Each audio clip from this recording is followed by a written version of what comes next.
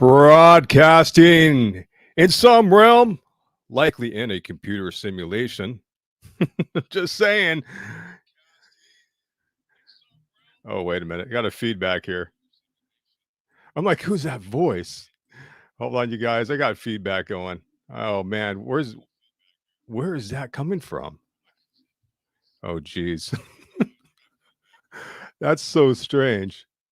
Turn down your speakers. Well, no, it's not that, Mark. I got something open here I don't know about. That's Oh, you mean it's you've got your stream open somewhere. Hold on a second.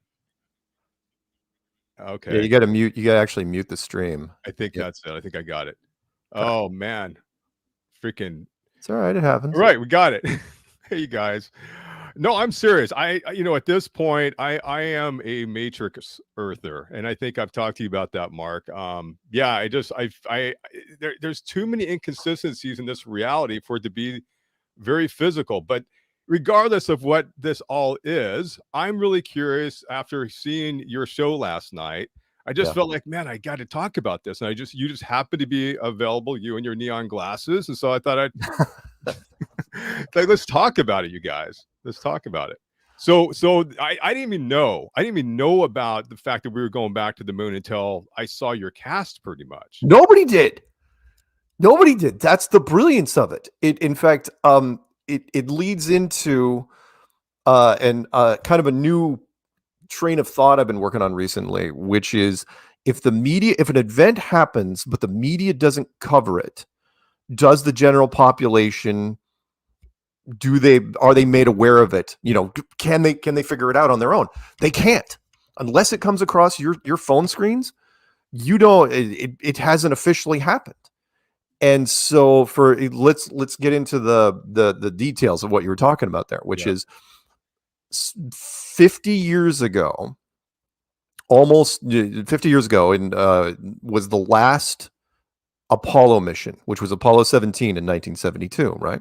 Yes. 50 years later, and so don't think it's a coincidence. They had to get this sucker out there. Otherwise, it's a milestone you don't want to pass without doing something. So 50 years later, they decided, oh, hey, we're going to send people back to the moon and kind of tie up all these questions that have been asked for a long time, which is, okay, why haven't the Americans been back in half a century? Why didn't any other country, there's 5 countries with launch capabilities out there. Why didn't anybody go to the moon besides the Americans? And why was it never put on the table, even though every president since Reagan was committed to going back to the moon, right? Yes. And so they came up with something called the Artemis Project. Now, a lot of people have heard about Orion, right? The Orion Project. There's two projects running in NASA right now. There's the Orion Project, which is the Mars program, which even if it was real, even if Mars was physically as far away as they said, it's a one-way trip, right? Even if you survive the trip, which is so highly unlikely that you would make it and survive, you're not getting back. There is no, even if you could, again, even if this was real. So they've been talking about this in a fantasy way, but all of a sudden they came up with Artemis, which was basically Apollo 2.0. And it's like, oh yeah, we're going to send people back to the moon. Now, if you remember back in 2017, Elon Musk made that claim, which put him on my radar as one of the biggest frauds of all time, which was he said, oh yeah, in 2018, I'm going to send 2 people around the moon and back. And then he said, oh, it's going to be 10 people and then 12. And we're going to have painters, it's going to be this great thing. It's like, it never even, and the time frame was so aggressive. It just absolutely blew me away. It was like, what are you talking about? You don't have a rocket, you don't have a capsule, you don't have a crew, and you're going to pull this off in 15 months. It's never, ever going to happen.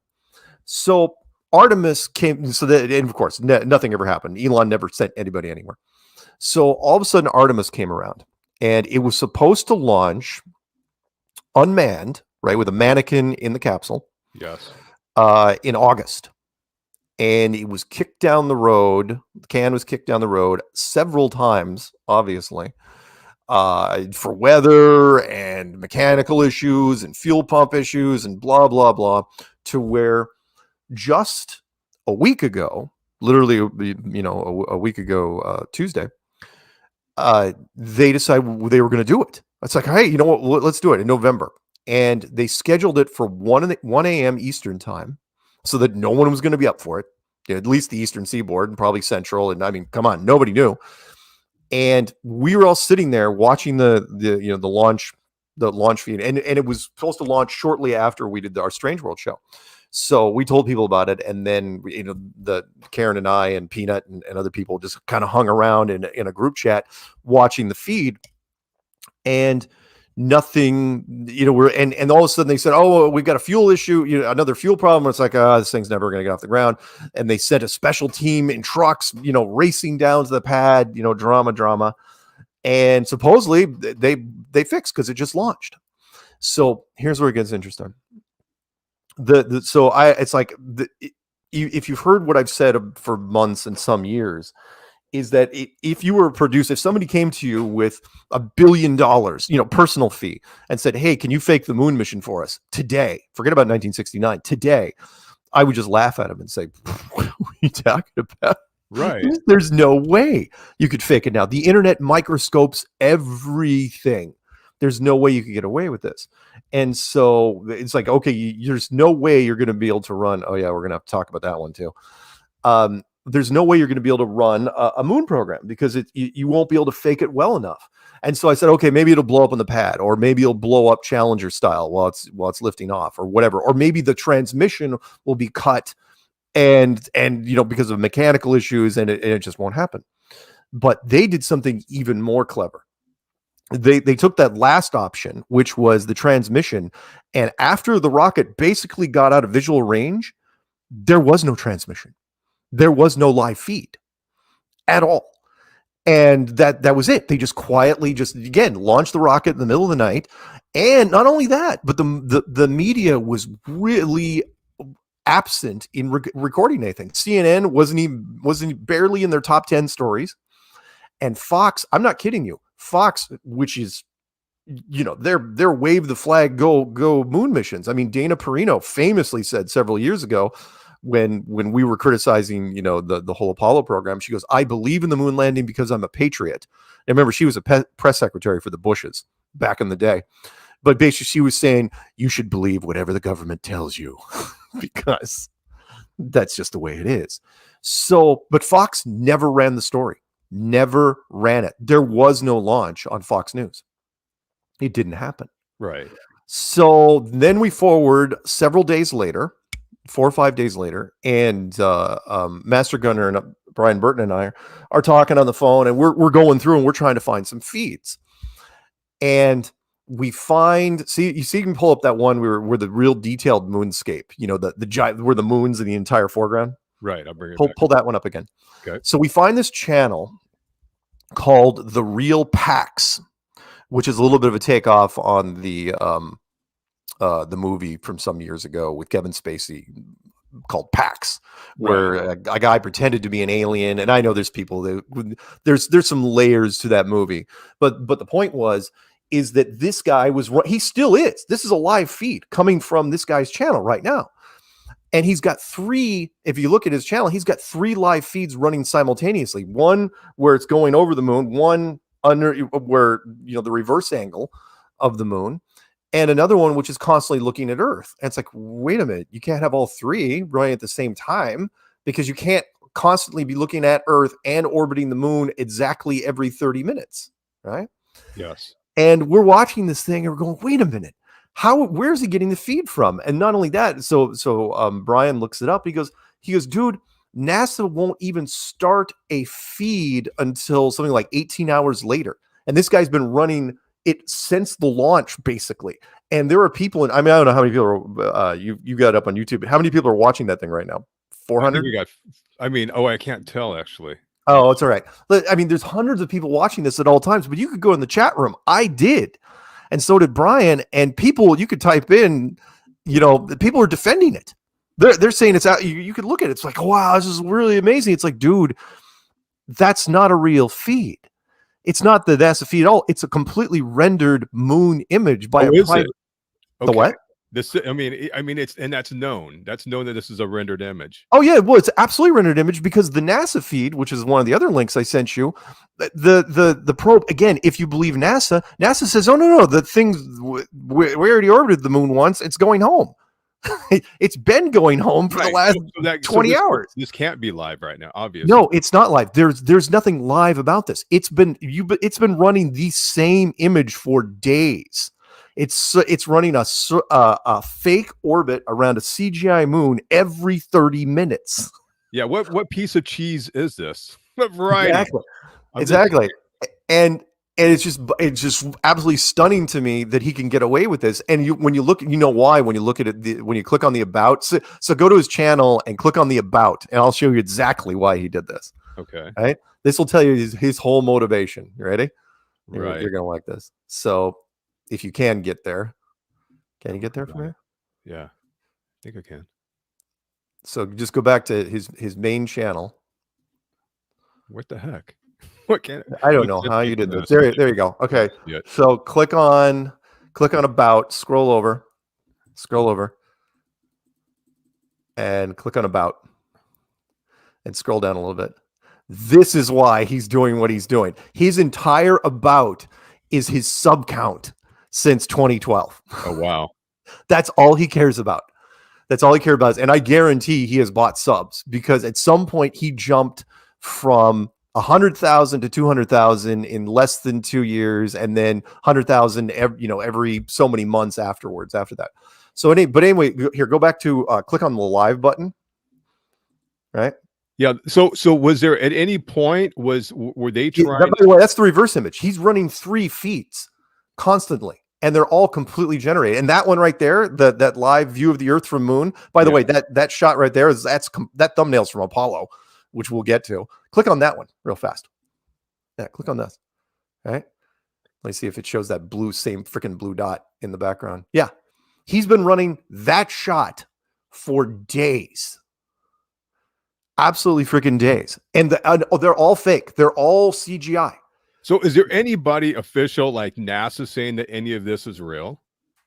That these shots are real? No. NASA. The thing is, I'm a little surprised that NASA's letting him get away with it, because he says in the title, it's like, oh yeah, this is the feed from Artemis. And the reason why he did it is because NASA wasn't running a feed until very recently. So let's click on one of the other links I sent you, which was, wait, before you do that. Yeah. So this shot, let's reference this. This is what a private party can do. This is one guy. I don't know where he got the software to do it, but this is a rendered moon image. So you saying this is his own rendered moon? Yeah. Oh, so this never came from any place else? No. We can't figure out where he got it from, other than he rendered it himself. Wow. I know. And I bought into it for about 10 seconds. That it was an actual NASA feed. I was going, okay, well, this looks relatively similar to some of the NASA shit that they put out there. But anyway, he's running 3 feeds. The point is that he was getting away with it because NASA, there was nothing else out there. And so again, you could go into those. That's the reverse image. Love that.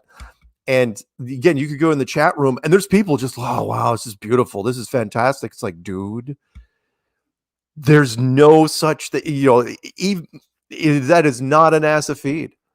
Absolutely. Yeah, but there's some people out there that are at least going after it. Like he says, this cartoon is horrendous. Yeah, absolutely. Probably some of our people. But okay, so that right there, that is supposedly a live shot from NASA. Okay. Right now. Right. It's supposedly coming back. All right.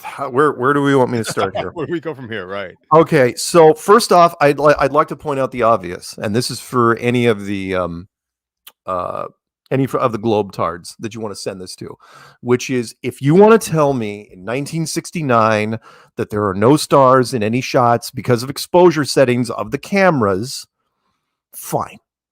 In 1969. But this is 2022. Our cameras can do everything and anything.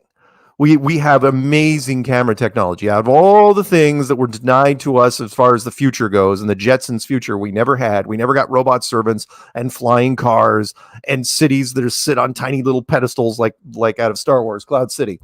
Our cameras can do anything. And yet, in none of these shots, nothing, I mean, hours and hours and days worth of footage from NASA, there are no stars. And you'd think, just for argument's sake, just for giggles, you would, while you're adjusting the contrast on doing whatever you can, to adjust the shot, that you could get stars in the shot, and they're not there ever. Mark, ever. Here's the thing. Like, I this is what just baffles me. Where were the P1000s, the P900s during this? Where is people capturing? By the way, Sarah, who did the meetup in Del Mar recently, why were you out with your P1000 capturing? There was no transit. There was no transit in front of the moon. It was on the dark side, supposedly. Okay. So that was the script, that there was nothing happening in front of the moon that we can see. Right. That's right. And the moon footage. Go back to that shot where the moon's in frame, where the moon and the Earth are in frame at the same time. Do you remember that shot before the show started? Right. See if you can find that really fast. Skip to it, because there you go. Perfect. Why is the moon so low res? Right. Well, I mean, it's almost no detail on the moon. The Earth, you absolutely positively cannot tell what part of the Earth you are looking at, and yet the capsule, you can count the rivets. Right. That image is perfect. It is exactly what you would hope for if you were trying to smudge up the images to where they are unremarkable. Right. In NASA, that story I sent you, where NASA's like, oh, they're so happy with the images. And so, they were eye watering. They were so good. It's like, yeah. The guy that was faking it earlier, his moon stuff was better than yours. And that was just a simple software rendering program at the moon. Right. So what and the reason why this is going to be, and you wait. So go back to the live feed. So this looks actually fairly clear compared to the live feed. If I wasn't mistaken, the live feed was out of focus, right? It was smudgy, right? Which is what you would do, because here's what I have said for a while now. The biggest problem, if you were going to fake a moon mission, even an unmanned probe version like this, right? And supposedly the capsule is going to take 3 weeks to get back to Earth, which is a whole other thing. It only took 6 days to get there. Not even 6 days to get there. The entire Apollo 17 mission, which was the longest mission on record, again, if you believe it, took 12 days. And that includes the time they spent on the moon, right? Okay. So notice how smudgy this is here. And that was exactly what I would expect, which is the biggest problem with trying to fake something now is eventually you're going to have to go back to the Earth. And that Earth is going to get bigger and bigger and bigger and more detailed and clearer and sharper, because our cameras are very, very good. But not if you keep shooting with this resolution. What happened? It was wonderful. It's absolutely fantastic. Or in fact, go back to that moon shot where the moon and the Earth are in frame again, if you can. Let me point out something to you. What I think is interesting about this shot is, forget about Crow 777. Anybody can do it. You could take a P1000 and shoot the full moon, right? Yes. And it is from here, and it's gorgeous. You can get amazing detail with a P1000 or a P900 right now from the ground, from here. And yet with a probe that's right next to the moon. That's a really good point. Almost no detail at all. That is an incredible point. Yeah. That is like, and we're shooting through atmosphere. Right. And they're not. There's nothing between them and the moon. Hey, Mark, what about the moon being translucent? Because so many times people are like capturing what looks like when it's in a different phase, when it's not full moon, when it's like in its I guess weaning or whatever it is. Right. It's translucent. You can see through the damn thing. Right. Oh yeah. Look, let me get my official position on this. Do I think the moon is even a three-dimensional object? Doesn't have to be at all. Right. Again, no different for me. It is no different from a planetarium. When you look up a ceiling on a planetarium, depending if it's good, let's say it's a top-notch planetarium, the moon looks great. Right? It looks, you can see the craters on the moon. You can see shadows. It's rendered beautifully. Can you land on it? No, you can't. Is it even a 2D image? Barely a 2D image. So for people that say they can see through the moon sometimes, I'm not going to discount that. No. Not by a long shot. Do I think and so what? Short version here is what you're looking at here. This official NASA image is absolutely 100%. Put it in a certificate you can frame. Fake as hell for so many reasons, because they're doing what I would do if I was trying to fake this thing. Think of what they've done so far, right? They launched in the dead of night. Nobody covered it. The press isn't running any live stories from it. They're making it a really long mission. I mean, again, this thing's 3 weeks. This thing's already heading back by the time you saw this shot right here. The moon, no detail at all. The Earth, what the hell are you looking at? An 8th grader could make that Earth. But the capsule, absolutely crystal clear. Absolutely crystal clear. No stars anywhere. Exactly what you would do to try to keep this thing. Again, the reason why there's no stars is for the same. You have to keep it consistent. They 1969 they screwed it for everybody, which is they couldn't show stars in 1969 because the constellations have to be time and date stamped, and you can't screw that up. And now, even though I'm pretty sure with even a half decent supercomputer, you could get the right constellations out there, yes, but you can't do it because the contrast would be so glaring. That there'd be so many stars out there that one, you barely even see the Earth, from here, and people would be comparing them to the Apollo shots. In fact, did I send you that Apollo clip? Didn't I? Yes, I can play that. Pull that up real fast. Which is, remember, this is a 1970 production. No, that's not the one. I don't think. I don't know. Skip forward. Oh, wait, real quick while it's up.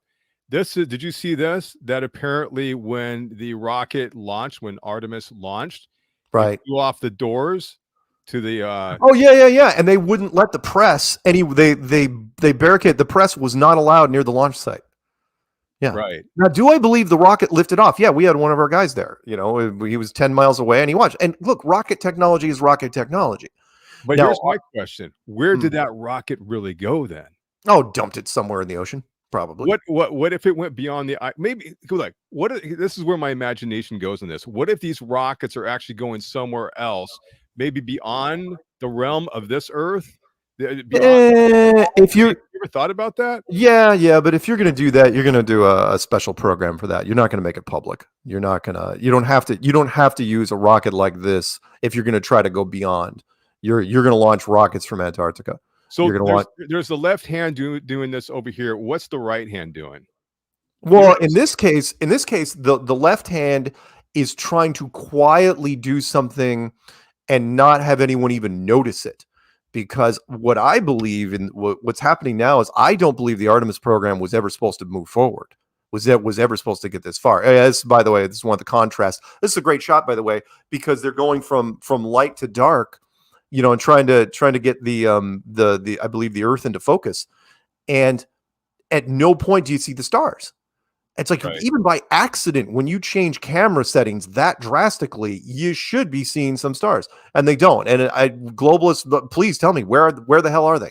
Tell me why in 2022, after days and days of footage, nobody ever took any pictures of stars. And one of your greatest points that's always stuck with me in your flat Earth clues, which got me back in 2015, and I called you promptly after. I just like, oh my God, me and my friend called you, and we were just like, oh, dude. Yeah, that's the Earth. That's the Earth, by the way. That's the Earth down there. Yeah, that's the Earth, by the way. And okay, what part of the Earth are we looking at? Anyway, go ahead. What part in the clues did you? Oh no, just that. I brought it up to Bob today. By the way, when I was on the phone with him, Kiviat, I'm like, when are they gonna give us a 180-degree pan, like you say in the clues? Yeah, of the Earth. Yeah, the breaking the fourth wall, and you can't do it. There were three or four cameras supposedly on this thing. Plus, oh my God. The thrusters you can see right here, those are the thrusters to supposedly slow it down. And my argument has been there for a while now, which is, please tell me in the world of physics, if when you're walking, your feet are pushing off the ground. When you're in the water, either your hands are pushing you through the water or a boat propeller. When a plane is in the air, it's the propeller it's pushing against the atmosphere. It's not pushing against nothing. It's basically it's a fog. It's a light version of water. The problem is when you're talking about space, you're talking about nothing. So when the thrusters are kicking off, what are they pushing against? Every action, there has to be an equal and opposite reaction. What are the thrusters pushing? If they're pushing against a vacuum, you're pushing against nothing. So how are you going from whatever it is, 5,000 or 6,000 miles an hour. Apparently, this thing was going pretty slow to the moon. 5,000 miles an hour down to 300 miles an hour. How are you slowing down? How are you doing that when you're going to the moon? And it's like, nope, nobody wants to talk about it. It's like, oh, it's just how it works. It's like, Mark, are they stopping somewhere to grab some food on the way back? I mean, what's this about? Oh, but yeah. Let's get into that real fast. Which is, so this is a dry run, right?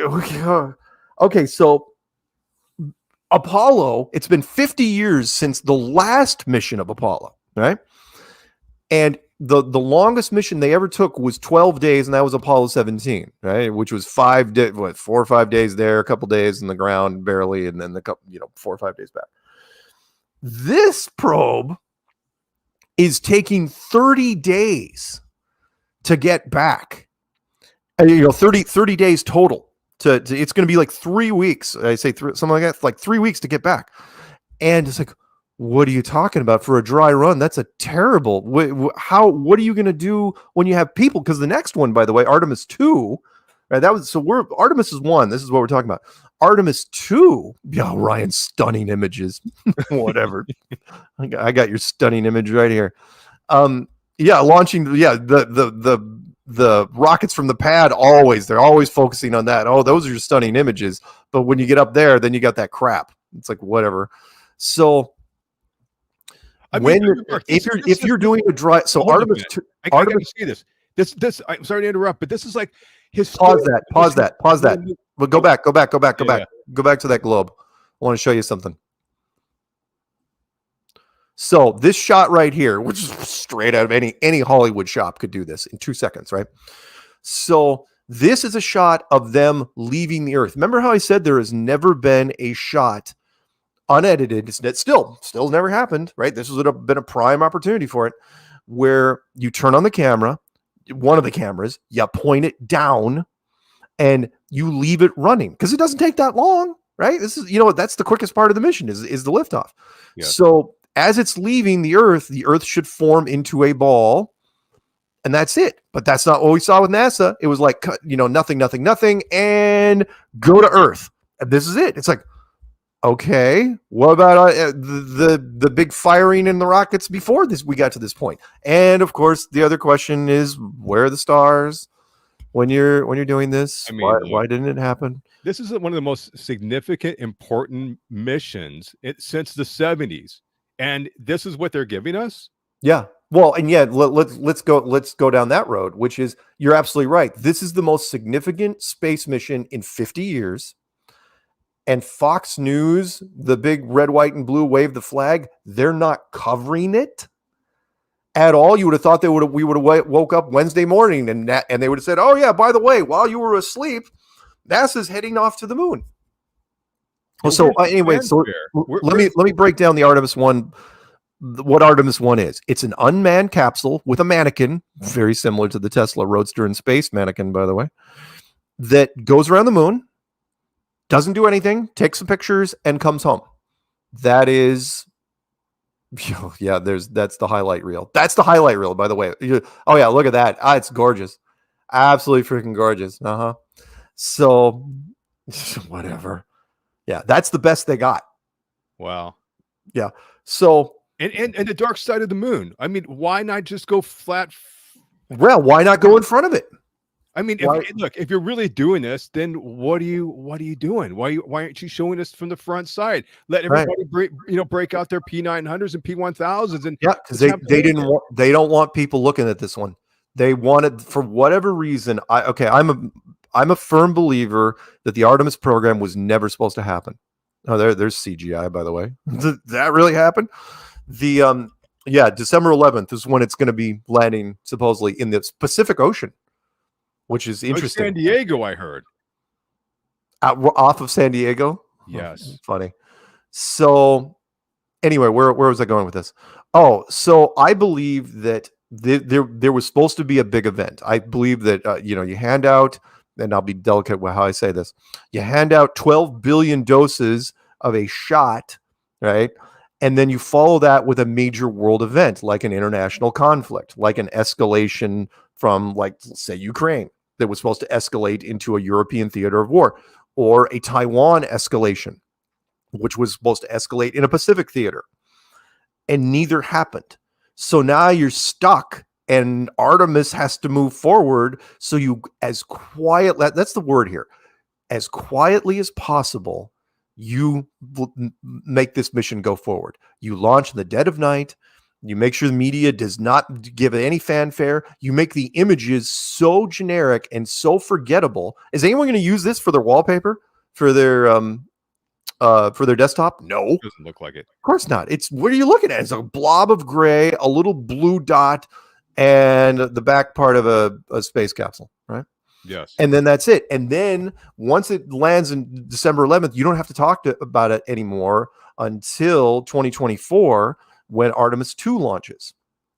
Artemis 2, also not going to land, is supposedly going to be carrying 4 people, just like this, only with people, right? Going around the moon, right? And then just splashing down probably in San Diego again. The bigger question there is, we've already done this a bunch of times, if you believe them, right? NASA did it, 6 times? Right. In the span of like 3 years, just bam, bam, bam, bam, bam, bam, bam. And yet we're not even going to send a manned craft around with our technology that we have now. We're not even going to send a manned craft around the moon. Because why? Because we're baby steps, because we're relearning this. What are you talking about? We know everything about going to the moon. The Americans know absolutely everything, if you believe them. So, right. And then in 2025 or 26, then they're supposedly going to land again. And as tough as this was to fake, because all they're going to do is smudge the pictures on the way back, as the moon, or as the Earth gets bigger and bigger. The next mission in 24, if that one doesn't get kicked down the road a bunch of times, is tougher because you've got a crew, and there's no. Go there, Capcom on the hot. Oh yeah, okay. So yeah, you don't have to do the audio on this, but Apollo, if you forward, go back. So some of those shots of the you might see later ones. That's supposedly the moon from Apollo, but that's different. Remember, there was no CGI back in 1969, so they had to use physical models. That's why it looks as clear as it does, right? And all you have to do is make sure the perspective stays constant, and you got it. That's all you need to do. And and so what we were saying last night is the Apollo 69 version of this, of what they did, is better than the modern stuff now, because they use physical models, and for whatever reason they didn't want to do that this time. It was easier to do with CGI, and they thought, okay, we'll just smudge it up as and keep it. I don't know how long that video is. Are there any other shots when they get closer? Let's see what we got here. Because there's some that, when you really get down there, and in 69, of course, everyone was just amazed by the technology. Oh yeah, the capsule. And people forget, 99% of the people that even Americans don't even know that it wasn't just a capsule that landed on the moon supposedly and then lifted off and headed back to Earth. There was that shot right there. So that is a physical model that they used in place of the moon. And it looks better than the stuff we have today. But because they didn't have any stars in the background, we couldn't show any stars now. Otherwise, you could keep that consistency. Yeah, you got to stay consistent, and it screws everybody up. So, hey, you guys, we got Mark Sargent in the house. Anybody want to call in? Questions? 951-525-5050. Man, this is a good opportunity to talk to Mark. Hey, Mark, I've had a question for you for some time. Yeah. Who's Caroline? Caroline is a Flat Earth AZ chick. And she still is a woman who, she's one of ours, who came to meet me at a meetup that they flew me in for in Colorado Springs some years ago. And we dated for a while, and then we didn't date for a while, but we remain good friends. And she lives in Idaho now, and she's a big FE cheerleader. Went to the conferences and was just a ball of sunshine all the time. Is she hot? Yes. Yeah. In fact, yeah. She's very cute. Yeah. And she always reminded me of, because she was about that age. She kind of reminded me of Tina Fey's older sister. And I don't know if Tina Fey even has an older sister, but every time I saw her, it's like, my God, you and Tina Fey could be related. And she just, I don't know, she had that look to her. She's great. She was ex-Air Force and worked in healthcare and just great. Absolutely wonderful girl. And so, our True Smacks really good. True Smacks are awesome. I like True Smacks. I get sent to me pretty much on a regular basis. Not a bad gig, Mark. I get paid in truth and in trail mix. Yeah. No, that's great. Yeah, no, it's cool. And I want to talk a bit while you guys are calling in. I see the phone lines are just overloaded right now. By the way, notice that interest, by the way, that there were crowds of people outside of buildings and how they were so excited about this. People, I mean, they were watching all over the world. I know, that's what I'm saying, Mark. It's like, and this is just like under the rug on huge amount of the moon. Yeah, it's like, what was it? It wasn't blasé. It was just that they didn't want to talk about it because they don't want all those faces right there. They don't want them looking at this thing because the more people look at it, the more they're going to realize. In fact, the PAX guy is not helping them because the PAX guy for his channel, he's showing them how easy it is to fake. Wow. Because he's got people right now, they're going, oh, this is the most greatest thing ever. It's like, dude, it is not a real stream. You can go to NASA's site and that should confuse people. Right. Because other people will be like, well, wait, why isn't NASA's stream kind of like this? It's like, well, because they don't want to show you that. See, and I have this theory about CGI. That stands for computer graphics interface, correct? Image. Oh, image. Right. Image or imagery. Right. So I've had this thought that like they created CGI in part, or at least it's like, okay, well, this is convenient. Let's use this to cover the real stuff. I mean, because there's a lot of strange, being that your show is called Strange World. Right. And if you just go across TikTok, if just 5% of that stuff, that paranormal stuff is real, holy crap, we live in a stranger world than I could ever imagine. Oh, yeah. Yeah. It is absolutely just, again, I love the fact that they are doing, the reason why I know that what NASA is doing is fake is because they're doing what I would do. If someone came to me and forced me, gun to my head, and said, look, dude, you're the best producer in Hollywood. We gotta get this moon thing happening. And so you go to your production team and you say, okay. In fact, the line I used, if you listened to the show last night, if you're old enough to remember the Kevin Costner movie from the early 80s called No Way Out, which was he was a Russian spy that was going to get found out from the Naval Intelligence Office. Of course, the spoiler alert, he's a Russian spy, and because you don't find out to the very end of the movie. But there was a Polaroid taken of him, and they were using computers to try to render the Polaroid image, the part you peel off, into a picture. And he was had his friend try to smudge up the image, trying to distort it as much as possible to delay the investigation. And that's what they're doing here with the NASA footage. The Earth, at no point in any of those Earth shots can you tell what part of the Earth you're looking at. In fact, what surprised me is how much they were smudging up the moon shots. So you couldn't tell, because every crater on the moon is named and mapped out. But you couldn't even tell what you were looking at the moon. And yet the Apollo stuff from 1969, those still shots right there, from a physical image, those are crystal clear. I mean, why is that image there better than a 2022 probe that's as close to the moon with better cameras? Yeah. I mean, how is this better? This is so historic. And they're just giving us nothing. I know. Nothing. I know they're giving us nothing, and again, I believe it's because it was never supposed to happen. So what is the distraction? The left hand and the right hand. What's the right hand doing then? Nothing right now because it was never supposed to happen. The right hand was supposed to be a major military conflict. That's what it was supposed to be. Everyone saw it coming. They did everything right, and I will try to be delicate when I say this because I'm not trying to be the villain in the room, but Russia was supposed to be the villain, right? It's kind of like a stage play, and the antagonist, right? And it's like, oh, this is the bad guy. The bad guy's going to go up on stage now, and he's not going up on stage, right? And there's no understudy, and you're like, dude, why aren't you going? It's like, I really don't feel like going on stage tonight, and you're like, what the hell do we do, right? So the Artemis, it's like crap. Eventually, they figured out, okay, it took them a while to figure this out. So they kicked the can down the road. You remember, this was supposed to launch in the summer. Yes. Kicked that can down the road, kicked it down. Then they said, let's just launch in the middle of the night. We'll be real quiet about it. We basically will not give the media anything, because they've got a big marketing team at NASA. They can run space stories all they want. They just told their marketing team, don't give anything to the press unless they ask. And if they ask, give them just the bare minimum. Just make it seem like it's no big deal. And that's what we're looking at. Artemis 1 is I don't even know what I have the words for it. It's just quiet.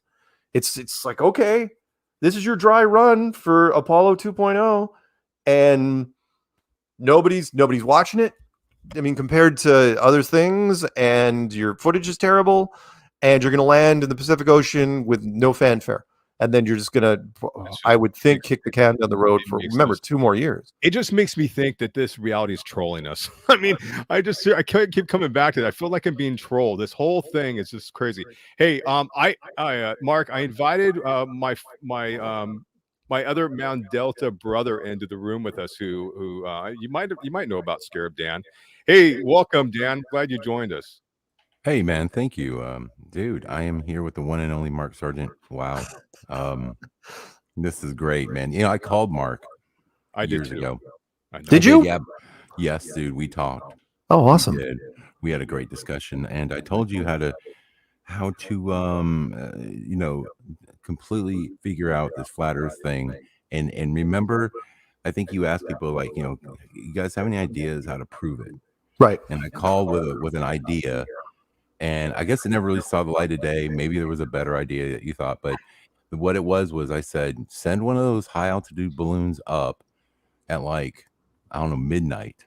Yeah. And if we can see the sun, we can pull it back in, and we can see it down like the flatness of the Earth or the disk or whatever. Yeah. We should be able to see some sort of, projected light further down at night.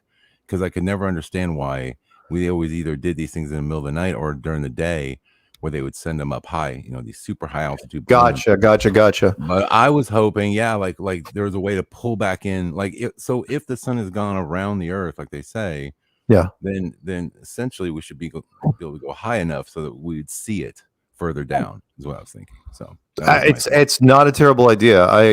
The experiments, well, as you know, I mean, we could do no wrong in 2019, but the beginning of 2020, when all the steel doors started going down, and we were stunted like anyone, which was so even experiments. I mean, people were, not only were they not traveling internationally, there were a lot of people that just weren't traveling across, even driving across state borders, because they didn't know what the hell was going on. I got questions about Artemis, man. Yeah. So is it a manned mission? This one isn't, but it will be. Artemis 2 and 3 are going to be manned, and I can't overstate this. The eventual Artemis follow-up missions are the first time since the Americans went to the moon. Their plan is to put people back on the moon after all this time, but I don't think they were ever serious about it. I don't think they were ever going to that it was ever supposed to happen, because the Great Reset, or whatever you want to call it, was supposed to be in full effect, and it never happened. It never materialized. So now they just quietly, I think what they'll probably do after this mission comes back in 3 weeks, I think Artemis 2 and 3, which are going to be manned, are going to be kicked down the road, because it's one thing to send a probe, again, even if it's all fake. It's another thing to put people in there, because then you've got a whole nother layer of, again, this is 4 people supposedly, and including one, I think I said last night, one of the seats has been reserved for the Canadian Space Agency, and I'm going, because Canada's known for aerospace. Whatever, that's fine. Like, so yeah, it's both short version. It's supposed to be manned. Yeah. It's weird how like we always have this strife with all these other countries. Like we're about to go to war with Russia, but they always have a cosmonaut in there, or it's like, it's weird. It's strange how with the space missions, it's never been a problem. The political stuff. So it's also ridiculous again why no other nation. Like, the only Americans went to the moon, and nobody, not only did no other nation ever go, no one even tried. That's the part that just blows my mind. It's like 50 years later, since five nations supposedly with launch capability, including China, Europe, Russia. Oh crap! Who are the other two? Japan.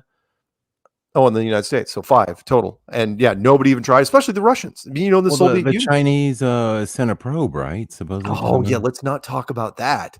Let's not talk about the fact that they supposedly, again, that there's the power of media for you, which is they supposedly have had a rover, like a Mars rover, on the dark side of the moon for 4 years now. I think I may even be off. It might even be 5, but I think it's at least 4 years, and the American media will not talk about it because it brings up the whole topic of, well, wait a minute, if they've got a probe there, why don't we have stuff there? In fact, why did the Chinese land it on the dark side of the moon where no one can see it? Well, why didn't they land in power itself? The what? How does it power itself? Exactly. If you're not, power. Well, it still gets solar stuff because the dark side does get sunlight. But why aren't you landing on this side? In fact, the only thing interesting, the only place interesting you can land is in the Sea of Tranquility, where all the American junk is. Again, if you believe it's real, but you can't do that because even though I said it'd be a great opportunity for China because you'd land there and you could accidentally tip over the American flag and turn it into a big international incident. Right. But no, because everything has to be in the right place. And I don't think they know where everything's supposed to be because, all it takes is one nerd in the middle of the night staring at the images. It's like, hey, that shouldn't be there. And that's it. Then I'm going to take a screenshot of that and post it on a forum, and you're cooked. You're done. Yeah. So yeah, but you're absolutely right. China has supposedly had a rover there for 4 years. And why is? Sorry. Go ahead. Go ahead. No, go ahead. Yeah. I was in one more question. I just want to ask them, like, in these shots, that we show that you're kind of pointing out, like they look fake. But I was going to say, isn't it strange why, like, and shouldn't the Earth be so much bigger in the shot? Like, it's always so much small. It's like totally small. I just don't understand, like, think about this. Yeah. So when you're looking on a beautiful full moon night. Now, granted, atmospheric lensing does come into effect. Here with the atmosphere, but the moon it shows up on the horizon, right? And it's huge, right? Everyone's seen one, depending on where we're in the country. They're gorgeous, right? Mm-hmm. Well, that's supposedly an object that's only 2,000 miles wide. If you have an 8,000 mile wide object coming up, on the horizon or whatever you want to say, again, we're not going to get into the argument of how it's showing up on the horizon, but it should be gigantic. It should be massive. It should be massive, and yet the astronauts hardly ever brought it up. The Apollo astronauts. In fact, let me throw one more out thing. I love bringing this one up. I didn't bring it up a lot on last night's show, which is the. If you ever talk to scuba divers, if you know friends that are scuba divers, there is one thing and only one thing they really care about when they're down there, and that is how much air they have left. They've got a big clock, a big giant clock thing that hangs off of them that they're constantly looking at, constantly saying, oh, we've got this much air left. We got this much air left. You know what you never ever heard of when you were the astronauts talking on the moon? How much air they had left. It was like it was unlimited. They were like running around. It's like no one ever said, hey, we only got 13 minutes of air left. We should probably head back to the capsule. That'd be the only thing. The only thing I would care about, I don't care if you're an airline pilots are trained, by the way, to sound, cool under pressure, airline pilots. When you're on the moon, again, if it was real, the only thing you'd care about is not dying. That's all you'd care about. It'd be like, you look at the Earth and it's like, that's a long way back. And you'd be like, you would be super careful about anything. You would be paranoid every time you fell in case there was a sharp rock. You'd be checking and rechecking your fuel systems, and you wouldn't be playing golf. Yeah. You wouldn't be running around in your little space car. Dude, you'd be proud of me, Mark, because I got my 83-year-old father to understand that the moon landing was probably fake. Good. And for the longest time, he believed it, and he thought I was nuts when I first brought it up. And I was like, Dad, here's the deal. Well, everybody said, let's watch the footage. Let's watch the footage of Neil Armstrong and all the guys, doing that first interview when they got back, and look at their the international press conference. Yeah. I said, Dad, come on, look at these guys. What is your heart telling you? I was like, they obviously didn't do it. And I said, Neil Armstrong never did any interviews. Like he did 2 or 3, whatever, in his lifetime before he passed. Right. And so, yeah, that to me is a smoking gun. And of course, they all have to stay liquored up to do anything, you know. Yeah. So yeah. The credit, I will say this, the original movie, oh, that's one I know, that the CGI Earth, you can, was that just Google Earth? Well, Yeah. yeah, the reason why I'm bringing this up is because I've got my fellow Matrix type brother here who looks at the Mandela effect very closely, you guys. Yeah. And, you know, one of the main things that has clued me off is the geography shifts in the Earth. Okay. So if we're talking about the Earth, we Right. know as Mandela effect reality shift, which is what I prefer to call it. And I know Karen B, I know you call it reality shifts, not Mandela effect, because Mandela effect does not give it its credence that it deserves. But we've seen these reality shifts. And Mark, I mean, where's the North Pole? I mean, you can't see it in this shot. They've covered it up with clouds and stuff. But we used to have a North Pole where, you know, freaking Santa was. You know, South America has moved about 1,500 miles, I guess, east. And then we've got over here, these are the big ones for people that see the reality shifts. We see that, you know, Australia's moved north. I mean, so when we look at reality from this standpoint, that we know we existed on the Sagittarius arm, we were not in Orion. We were on the outskirts of the Sagittarius arm. We must be let's get into the whole like game theory of reality, that this reality is some type of perhaps game simulation. Yeah. And I mean, if you've heard any of the stuff I've done, I would love to talk about game simulation more, but most of the time I can't, because the general population still never really absorbed the whole virtual reality concept, even though lots of people play video games, which are ever evolving. And the movies, the virtual reality movies, have kind of tapped out. You remember back in the day, I mean, remember The Matrix is now 23 years old. That's a long time ago, right? You know, for in movie terms. Yes. And the 13th Floor, which is even, I think, a better movie, and if you're looking at virtual reality movies, yes. That's also, you know, 23 years old, give or take. And that was based on a German movie called World on a Wire from the mid 70s, which I thought was extremely ambitious for 1975. It's like, wow, you're going to do a virtual reality movie in 1975. And that was based on a book called Simulacron 3. But the problem is again, people understand the Matrix. They understand the general concept, but they don't, for whatever reason, they can't make the leap to where we are now. So what I'm saying is, because I come from the video game world. I mean, I helped produce video games back in the day. Yes. And the ultimate goal there is to create games that are completely immersive. The bigger problem there is you have to, kind of like the Matrix. Remember how you tapped into the Matrix, right? You had to jam a big spike in the back of your head. Yeah, that hurt. I remember. Good luck. Good luck getting that into the entertainment world, right? The media world. Jamming a big spike in your head. There's no health insurance company in the world that would ever allow that to happen. Sort of like why The Purge would never be allowed to happen in real life. Good movie concept, never ever going to happen. But what I was getting is, when we developed video games, you know, doesn't matter what you're playing now. I mean, if it's GTA or Minecraft or World of Warcraft or whatever, you're playing on a completely flat world. And by that I mean it's a box. You're playing in a giant cake box. Even if it's a domed sky, I mean, yeah, you see spheres and planets up in the sky. It's a giant. Everything is squared off at the edges. In fact, it's not even a snow globe. It's a snow globe inside of a box, because computers can't truly draw circles or spheres. It's all pixels. That's why pixels are squares.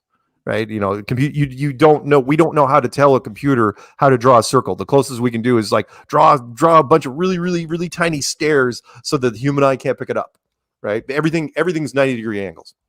So what we learned, though, when we were making virtual reality games, and this is straight out of 13th Floor, which I highly, highly recommend people get into, which is, when we were building them, we started realizing that the stuff that the tools that we were using in the video games, like that shot right there with the red and green with the car, that's straight out of 13th Floor right there. Right. That's like one of the end shots of the 13th Floor. It's gorgeous. So what we were realizing when we were building video games is that the tools we were using we were seeing here. And by that, we'll get into, I'll give you two concepts, but the first one, which is most obvious, and I highly recommend people look into it. There's a wonderful video I put together on my channel 5 years ago now, called Virtual Reality and How It Relates to Flat Earth. And what I mean by that is something called the double slit experiment. And I won't bore you with the whole breakdown of the physics, but what it means is if you're not looking at something, whatever you're looking at in front of you, it is crisp and detailed and looks great, right? Whatever's behind you isn't. Right. Because you're not looking at it. Right. And that's what the double slit experiment proved. When they were doing single electron experiments, they were saying, oh, look, a particle, super detailed, right? Super detailed particles, right? When they were looking at it, when they took the camera away, it wasn't a particle anymore. It was just this blurry potential wave. It's like, what? And they didn't understand it. It's like, what the hell? But it was completely repeatable every single time. It's like, well, it doesn't even make sense. It goes into the tree in the forest argument, which is, you've heard this when we were growing up. I mean, I heard this when I was a kid, and you don't understand. It's like if a tree falls in a forest and there's no one there to hear it, doesn't make a sound, right? Right. And you have to wrestle with that because you're like, but now we know. From the video game world, I can absolutely tell you the tree absolutely does not make a sound. The tree has not been built yet. Yeah, it hasn't been rendered. Yeah, it has been rendered because you're not there. Hey, there is no tree. It's not that it's not that it fell. It's not there. So what we were doing, this was happening this happens in our world. And it also happens in the video game worlds, which we imitate, which we create. Our virtual worlds, when we create video games, whatever you're looking in front of, it's called flashlight graphics. Whatever you're looking at in front of you is being rendered perfectly because you're looking at them. But whatever's behind you isn't, because that saves resources. Why? It's efficient. That's the way you do it. Why would you render anything behind you? You're not looking at it. It's pointless. Or the bigger version is you're looking off in the distance. So we'll use GTA, Grand Theft Auto, for a great example, or Warcraft. Doesn't matter. There's a mountain off in the distance, and you know full well that your character will never be able to make it to the other side of that mountain. It's just how the game works. You're stuck in this town. You're landlocked, right? Do you draw the trees on the other side of the mountain? No, why? Why would you? No, why the hell would you do it? You don't need to waste the resource. Why would you waste processor power or RAM or whatever it is? You would not waste this. Well, that's the video game world, right? Why is it happening here? Why does it happen in the world where we're sitting in right now? It absolutely is happening. And because of that, then you kind of have to ask yourself, and this is not a new concept necessarily. It's been talked about in Star Trek Next Gen, and again, the movie thing you have up on screen there, which is the 13th Floor. Now, a little spoiler for you, for people who are going to watch it, because if you haven't watched it by now, I'm not going to break your heads or anything. Which was when they made and this was a late 90s movie, right? They made a virtual world, and they were in there. And somebody in that virtual world who seemed more godlike than anything told them, by the way, the test that you use to define your reality in this virtual world, you might want to use that test when you get out of it. And that's how they found out. It's like, holy crap, we made a simulation and we're in a simulation, right? Yes. And it just goes from there. But I will take it even one step further. So you think that's bad enough, and that shouldn't really keep people up at night. I mean, the fact that we potentially could be in a virtual reality, very, very possible. It's been something that's been toyed with. I mean, again, back from the 1960s. Look up the book called, if I'm not mistaken, I think it's called type in Simulacron 3. Okay. Simulacron 3, and see what year that was. I think it was 64. Simulacron, SIMIL. Hey, Mark, isn't it weird when you think about like Admiral Byrd, when he gave that interview where he said, we went beyond Antarctica and there was another continent. Yeah. bigger than North America? Like, number one, how did you know it was bigger than North America? So you must have explored. Right. Well, he I was mean, Admiral. did that is that part of the experience? Like, you went beyond what we currently know as I don't think he went beyond it, but he knew it was there. Right. Meaning So he is there did more land? Is there more land? That is the big question. Is there more land in this Matrix? I've often said, is it like M. Night Shyamalan's movie, The Village, where we're kind of in the middle and the real high-tech stuff's on the outside, and they kind of keep us kind of 200 years behind, Yeah. I believe we were slowed down. I believe older civilizations were better than we were more advanced than us and quicker. But that doesn't necessarily, if you're for lack of a better term, God or a higher power, and you're trying to draw this thing out, our civilization out, you don't want to make us turn into the Jetsons, because again, once you have flying cars, that's it. You figure this out really fast. The brilliance of the world that we live in right now in our civilization is 99.9% of the population don't know where they are, because they just don't have the tools to get there. You know what I mean? They don't have, nobody has flying cars. The best tech we have, the future that was denied to us, what do we have? We have smartphones and we have radio controlled vacuum cleaners.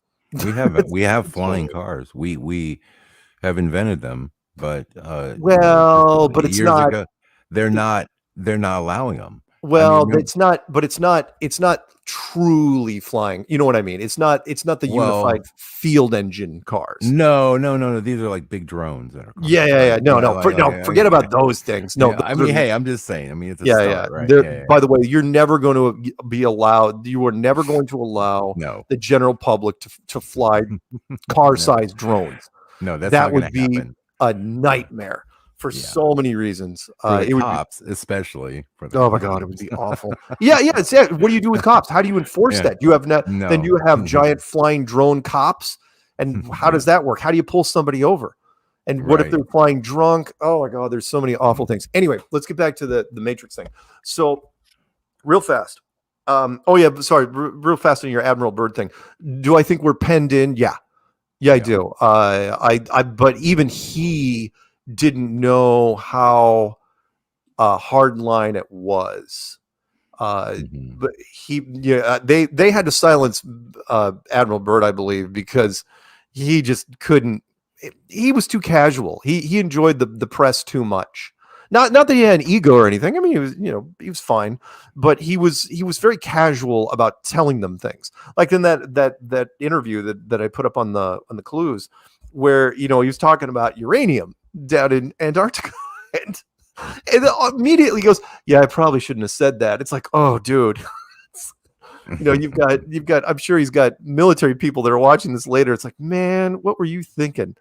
But anyway, so the other thing besides the double slit experiment, if you want to look up something, it's really, really interesting. There's a shot. Yeah, there's several shots of the 13th floor there. Good stuff. A really underrated movie. I mean, The Matrix got all the press because the bullet time, and it was so cool and slick, and it had a rock music soundtrack. But 13th Floor was way more of a think piece. It was very cool, and it had a happy ending. I thought it was great. But the other part of the virtual world, which is you should look up if you get a chance, is called I think Neuroscience and Free Will. And this was an experiment that was done some years ago. Scientists do stuff just because they can. So they were hooking up electrodes to people's brains, just on the outside, putting the stickers on people's heads. And they were having them, just do simple stuff on the computer, which was like pick a number between like 1 and 10 on the keyboard. And not only were they tracking the brainwaves when they were doing that, but they said, okay, when you choose the number, even before you click the keyboard, it's probably only going to be less than a second before you click on the keyboard, but it could be a couple seconds, maybe if you're slow. When you decide to choose, say what number between 1 and 10, all of a sudden you think 4, right? You just think 4, right? This is where it gets weird. The computer could tell. And of course, our computers weren't detailed enough to tell it what number you picked, but it could tell that you picked a number, that you picked the number 4, 8 seconds before you made the decision. Now, you're probably thinking he's not saying that right. What I mean is, you think a number, you don't have to tell me, right? Pick a number between 1 and 10 right now, right? 5. Perfect. The computer knew you chose that number 8 seconds ago before I even asked you the question. It actually felt that way, I have to say. Well, that's where it gets weird, because then that connects into deja vu, right? Well, yes, which is, are you living? Because again, we're talking about efficiency, right? So if a computer simulation saves resources by not rendering things that you're not looking at, because to save resources, then why would it be real time at all? Meaning, then we're talking about predestination, which science hates talking about, even though they were the ones that came up with the experiment. Seriously, neuroscience and free will. There's a wiki entry on it. It's fantastic. Do you think, Mark, that what we see and experience is really just in our minds? For instance, what I'm trying to even more than that, meaning that everything you're experiencing now, you chose ahead of time. That you're not living in a real-time simulation. You're living in a pre-record that you chose. So it's scripted to some degree, at least. It's scripted by you, potentially. It's where let's get into some weird stuff. I'll give you a great example. Let's say there was a movie that was kind of loosely based off of this. It was a Ben Affleck movie about reverse engineering stuff, where it was a memory block, which was, okay, so let's say somebody gave you ultimate creative control over a movie. Right, Orson Welles had this at one point when he made Citizen Kane back in the day. The only time it ever happened. So you get to choose the actors, the cinematographer, the musical score, the script. You have total control over the movie. Everything you pick in that happens in that movie, you chose, right? And you finish the movie. You're the director. You finish the movie, and then you bump your head on a door before the premiere, and you have temporary amnesia. And your friends say, oh, it'll be fine. Just go to the movie anyway. You go to the movie. Well, for your friends sitting around you, it's just a movie. But for you, it's the greatest film that's ever been made, because you absolutely 100% agree with every single choice that was made in that movie. Because you're like, oh my God, this is the movie. This is the music I would have chosen. These are the actors I would have picked. Oh my God, this is fantastic. All it took was a bump on the head. All it took was your memory to be stunted just for a little bit. Right? Yeah. Imagine doing that, but for something bigger, like, I don't know, 70, 80 years worth of lifespan, where you pick the major events, you pick the big plot lines. It's like, all right, your childhood events, and then you get married, maybe you have kids, maybe you don't, there's a tragedy and whatever, the hero's journey all the way. And you pick all the major bullet points, and then the software or whatever fills in all the fiddly bits. Right. So you don't have to pick the fact that you brush your teeth every day for X number of thousands of days. Right. That's redundant. You just gets filled in. Same thing with all the other stuff. But everything else. So why would you do that? Here's why. To not only save, it reduces resources by 95% at least. And I'll give you a quick example. Do you ever run into kids? And you've seen these videos, they're out there, and there's channels that are huge that do this. There are kids that don't even play their own video games anymore. They just watch other people's YouTube videos of them playing video games. Yes. And they get basically the same experience, because you're watching it and it's like, wow, there's all these great things that are happening, right? But all you're watching is a little MP4 video, tiny. By comparison, there's no real-time thing happening at all. There's no network. There's nothing happening. You're just watching a tiny little video film, but you're getting almost the same effect. Imagine if you could do that, but with an entire lifespan. It's just, so at that point, Mark, I know you're a deep thinker, and you must think about this. So what is this all about? Like, what is the purpose of this life?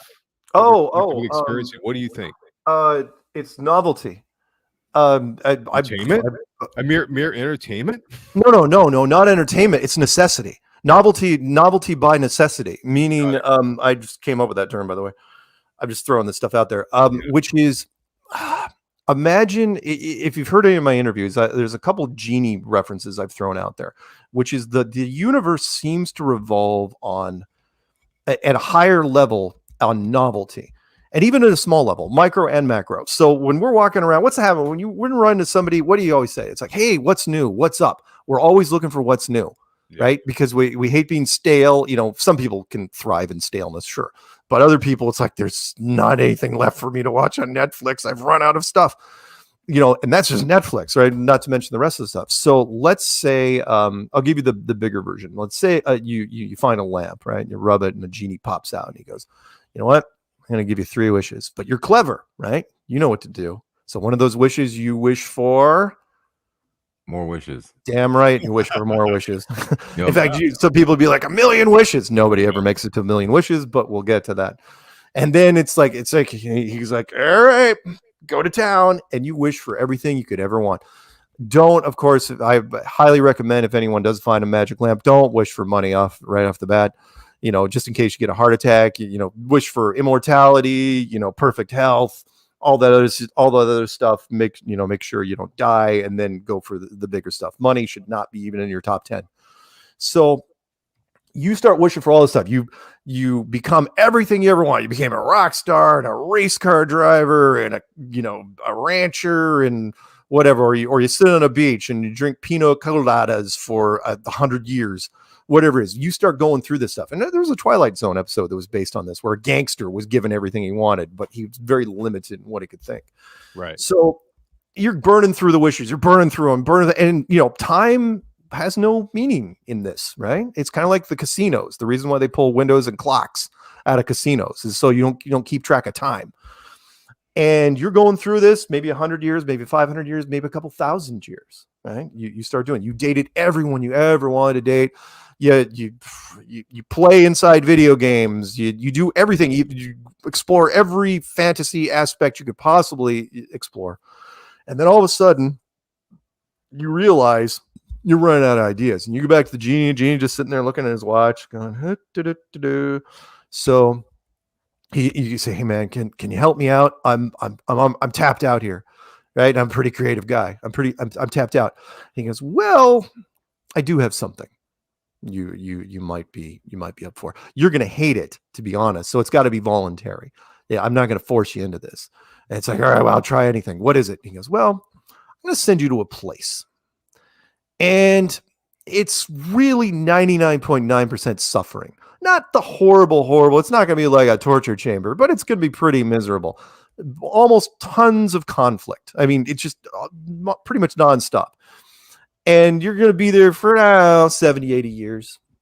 But here's the good news. The good news is that when you get back, you will appreciate this like it's brand new, and you will be so much happier. And again, it's the dualism thing, which we might get into. Exactly. And Mark, that brings me to, and I keep bringing this up, the 1997 movie with Michael Douglas, The Game, because he goes through so much crap. There you go. And he just I still don't think it was worth it. Do you remember who his brother was? Well, no, that was tricky, and it really almost went off the rails. Remember who his brother was in that?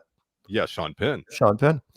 And The Game with Michael Douglas, very interesting, which was, put some spice back in your life, right? So anyway, at the end, the genie gives you this option, and you say, wow, that seems like a really great deal. What's the catch, right? And he goes, are you going to do it? He goes, yeah, I'll do it. What's the catch? He goes, the catch is you're never even going to remember this conversation. And he snaps his fingers, Thanos style, right? And all of a sudden, you get thrown into here. Which is, this place is, think about it. I never got married or had kids, so I have a lot of time to think about stuff. And this place is 99.9% conflict. Okay. Hey, phone call. I think this is our friend Sanity Machine. Okay. Hey, Sanity, I think you got a question for Mark, and I'm looking forward to hearing his response, so go for it. Oh, hey, man. Thanks for having me on again. Thanks for calling in, brother. Oh, you're welcome. Thanks for the invite. Mark, I was just going to ask you, have you looked into the reincarnation soul trap topic or theory of people being reincarnated and mind wiped each time, so you don't remember your past life or lifetimes? It could be You know? Yes. One Yeah. I have, and I like the happier version of it. I mean, there's a lot of variances. My favorite movie version of that would be Dark City, by the way, which came out just before The Matrix, and coincidentally, because it was shot also in New Zealand, by mistake, The Matrix, which was low budget, used some of their sets, and the whole concept behind Dark City is that there were these puppet masters that every so often would alter the what tuning. Remember? Tuning, yeah, absolutely right. Tuning. They would alter the memories chemically of the people in the world, so they would memory wipe them, and they would wake up with completely new identities. Mark, remember they also changed reality too. Buildings yes, they did. They could. Up. They would, they would move things around physically. Yeah, it's a great movie. I mean, some of those lines were fantastic. What controlled the reality at the end of the movie, Mark? Remember they turned the machine on. They turned the machine. Remember the guy turned the machine on. Yeah, he turned. Yeah, I mean, it really. What did the machine look like? Oh, giant clock. No, remember it fanned out in the center of it. It looked like Saturn. Oh, cool. Anyway, but yes, the reincarnation thing, I do believe it, but I believe in sort of a voluntary version of it. You know, where we make fun of people that, you know, the classic insane people. It's like, oh, I was Napoleon in a prior life. It's like, well, you know what? He could have been, because if you are talking about multiple realities, you know, multiple versions, then there's lots of people that could have been Napoleon. I don't know why you'd want to be Napoleon personally, but who knows? It's tough to say. But yes, I believe in reincarnation. Yeah, but not the sinister version of it. How's that? Okay. Why is that though? Like, beyond the silliness of the Napoleon type stuff, or, you know, it's a possibility, but I mean, I think a lot of that stuff was put out there intentionally by the Matrix or the system. Sure. To disparage it, to kind of poison the well where, hey, this is stupid, don't look into this. Sort of like Flat Earth. They do that with Flat Earth too. Like the Flat Earth Society comes up on Google. They do. So it's like, you look into that, people just laugh it off, and they're like, I'm not looking into Flat Earth. It's stupid. Look at this guy says gravity is just the Earth moving up at a certain speed, and it's like, it's done on purpose to sabotage it. Oh yeah, but you're absolutely right. Yeah. But it doesn't really matter that much, because we have something that was introduced to me a few years ago called and I have to look it up. Either it's the 7th man effect or the 8th man effect, which is you hit people by attrition, meaning if people can say that if people bring it doesn't matter what topic it is. Apparently, if like 7 different people, it could be 8th, but if 7 different people bring up just like a movie to you, just casual on their own, not even really solicited, if you hear like 7 different people talking about the same movie, eventually whatever hardwired into our brains, you'd be like, oh, maybe I should just watch that damn movie. All these other people are watching it. It's kind of a peer pressure thing. So with Flat Earth, we have spread so far so fast, and again, the only thing that slowed us down was the pandemic. That even though, there's some stuff out there to try to poison the well, like the whole, the disc flying upwards through space argument, which is silly, and thank God most of our people don't go into it. Even that, Stephen Christ, the what? What about Stephen Christ? Well, he's dead, by the way. I don't have to worry about him anymore. Stephen Christ is dead. Oh yeah, he died years ago. Yeah, really, I did not know that. Died in a mental institution. Whoa. Yeah, wow. I had no idea, man. Wow. Yeah. From the concave Earth group. The concave Earth. Yeah. Oh yeah, and he was. But even that, I mean, I know some people get mad at me when I say that all press is good press, and that's not absolutely true. I mean, it's the original saying is that even bad press is free, which is, look, when you get the producers have told me. They go, it doesn't matter whether you love or you hate a topic as long as you're talking about it. If you're talking about it, you're generating interest. I mean, I have run into how many people I've run into that they got into Flat Earth because they ran into somebody that was railing against it. The story I've told several times. I put it in the book where I said that I go, Amy Adams hates flat Earth because her father's into it, but she helped recruit people for us because she hates it so much. You know, where she would go around to different Hollywood things, be like, oh, blah blah blah blah. You know, she'd get all angry, and people would be like, what is Amy so angry about? I'm gonna look this up, and they did. And so I don't mind. I mean, even like who's the guy that came out just a couple days ago? Eddie Griffin came out as one of ours recently, and you can tell he knows all the bullet points. And I mean, there's be some people who'd be with him, a lot of people against him, but he's talking about it. So awesome, good for him. Hey, Mark. Yeah. Fast forward to 10 years from now, or maybe like what you might consider the end of your career and all the time you've spent with, you know, waking people up to what this reality possibly is, the physicality of it, the Earth being flat. What is your like number one best case scenario of what all this hard work you've been doing, all the people in the flat Earth community's been doing, all the testing, all these things showing the shape of this realm? What's the best case scenario for you? My best case scenario is that eventually we reach a threshold very similar. I'm going to circle back to something I haven't talked about in years, which is the 100th monkey effect. Do you guys know what the 100th monkey effect is? For those that don't.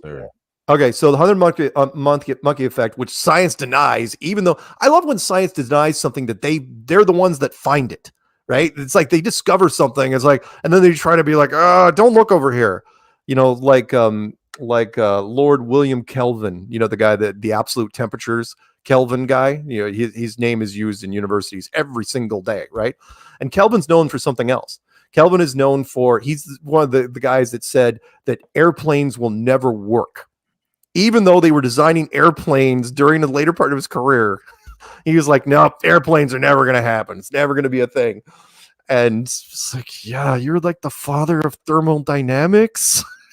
You couldn't see that coming. Anyway, so the 100th monkey effect. So some researchers, these islands, a lot of islands next to Japan, and there are these monkeys there. And they would throw these potatoes down for these monkeys. I don't know what they were doing, but the some of the monkeys were figuring out that if they wash the potato on the beach, if they wash the sand off the potatoes, they were much more pleasant to eat, right? But this is where it gets weird. When around the 100th monkey, yeah, this goes into a Matrix type of software update. When about the 100th monkey figured this out, that figured out that washing potatoes before he ate it was probably a good idea, so you didn't have to eat sand. They all figured it out. It went from 100 monkeys to every monkey. And here's where it gets even stranger. Even monkeys that were on the other islands that were not connected to these islands. So they would go to the other islands like 8-9 miles away, and you knew the monkeys didn't swim over there. And they threw the potatoes down the beach. The monkeys immediately washed them. Which meant, if you believe in this sort of thing, that they probably didn't understand it then, but I get it, which is, oh no, it's a beneficial update, which is, oh yeah, let all the monkeys, they seem to be a happier group. Oh, I think Steven's call dropped. Did you have something else for us, Steven? Oh yeah, I got disconnected somehow. Yeah, did you have another call? Oh, is that what it was? Well, wait, I can't remember what the original point was. Oh, I'm sorry, Mark. It was like, what's your base case? Oh, yeah, the base is, okay, sorry, it's the 100th monkey effect. So it's tied to the 100th monkey effect, which is, I believe that if enough people consciously are on board with the whole enclosed world idea that we're living in, that this is not a base reality by any stretch, that at the bare minimum we're living in a snow globe, right? Yes. On somebody's desk, that the admin, I talk about older civilizations, that one of the admin civilizations or the caretaker civilizations just step in, and that's the big reveal. It's the big act 3, which is, for better or for worse, they step in. It's like, all right, that's it. All right, I'm coining the term right now: butterfly consciousness. The what? Butterfly consciousness. Butterfly consciousness. It's very peaceful. It's like the butterfly effect. Yeah, no, I'm a big fan. By the way, if anyone's never seen the Ashton Kutcher Butterfly Effect movie, find the director's cut. It completely changes your outlook on it. Oh, really? Oh, yeah. It is not a happy ending. Oh, it is. No? It is. It is a dark It is a dark ending, but at the same time, it's longer and it's more detailed. You could tell the power of editing, the version they made was much more family friendly.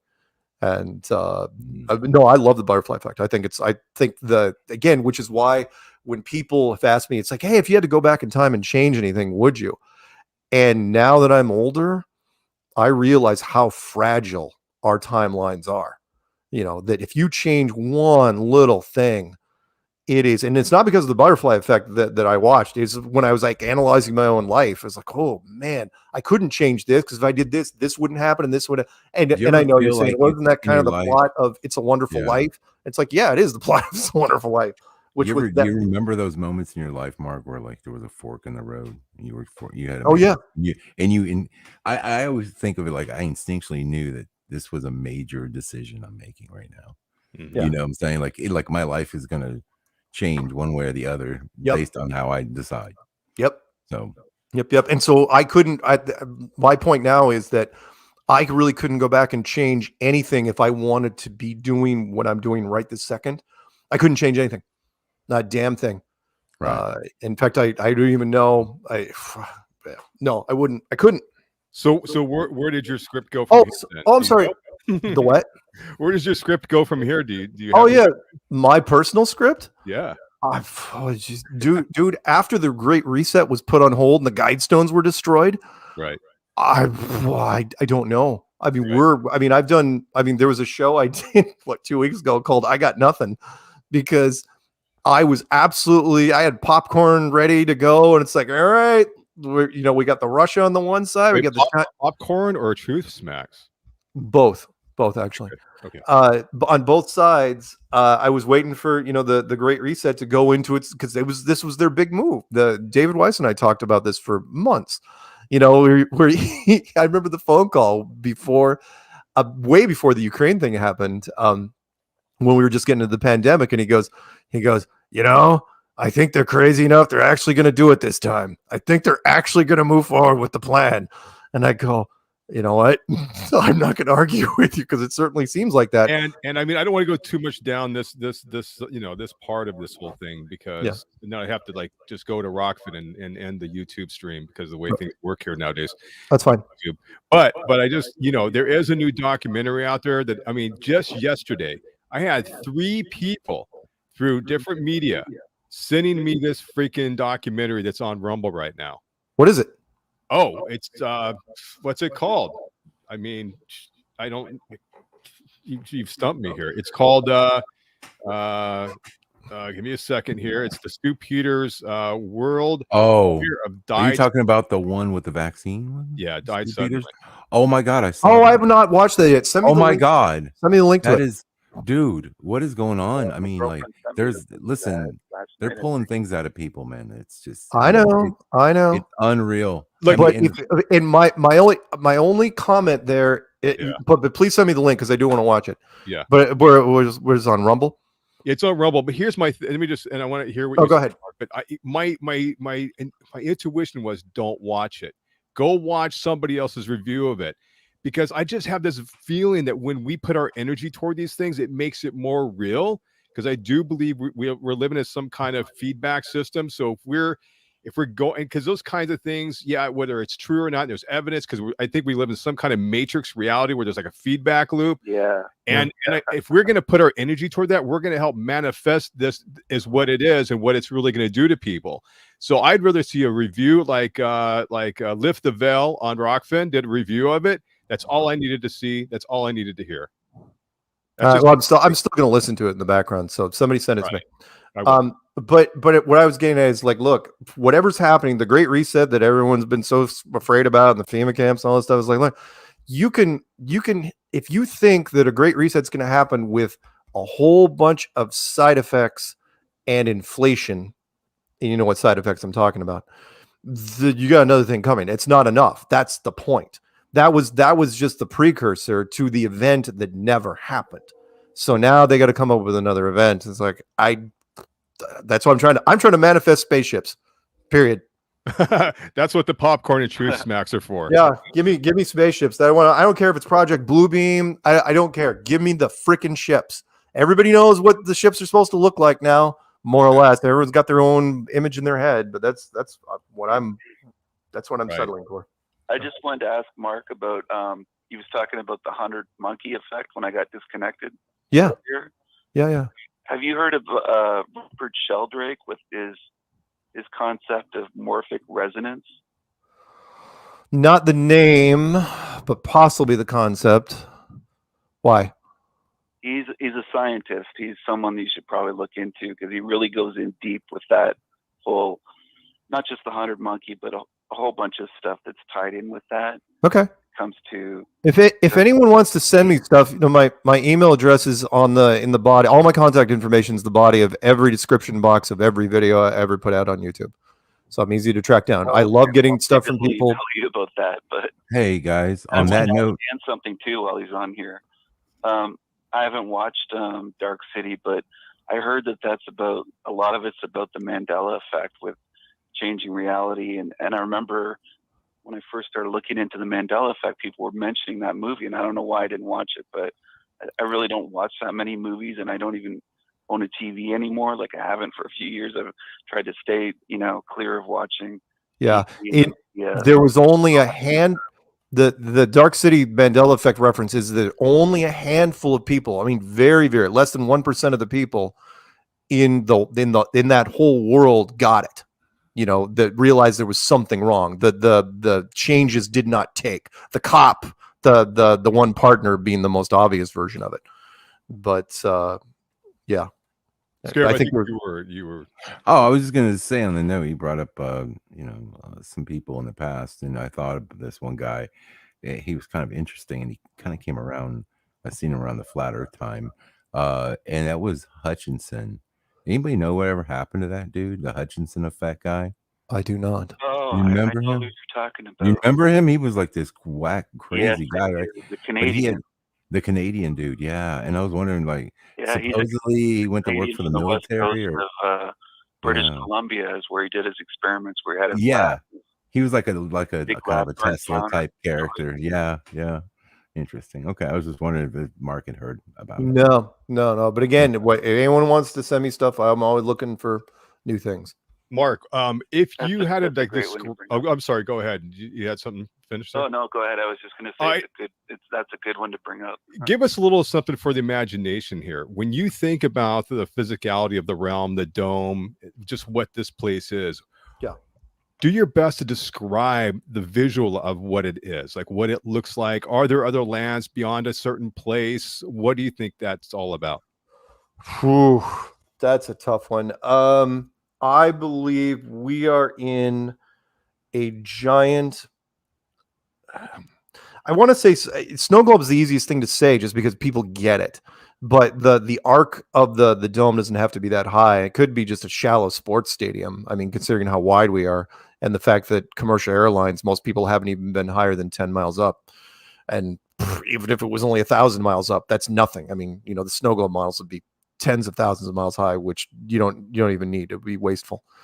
But as far as are there other civilizations, I'll answer the question with the question is, I know there's things flying around in the sky that aren't us. You can buy night vision binoculars and watch them any day you want. I did for years before I was into flat Earth, and it's just fantastic. And you realize it's like, wait, where are all these guys doing during the day? What's their day jobs? And I believe that every civilization that's here, because this is not a one-off, we're not the first people to rent this apartment. They have to go somewhere. Maybe it's subterranean. The question is, do they have access to go outside of this place? And if they do go outside the place, like that map you have up there, do they get to go on lands outside, or are some of them trapped in here with us? Tough call, because I could go either way. But do I think but to answer the short version, there are other civilizations here with us. There are remnants of previous versions, and of course, why wouldn't there be? There's remnants of older civilizations, the ground remnants all over the place.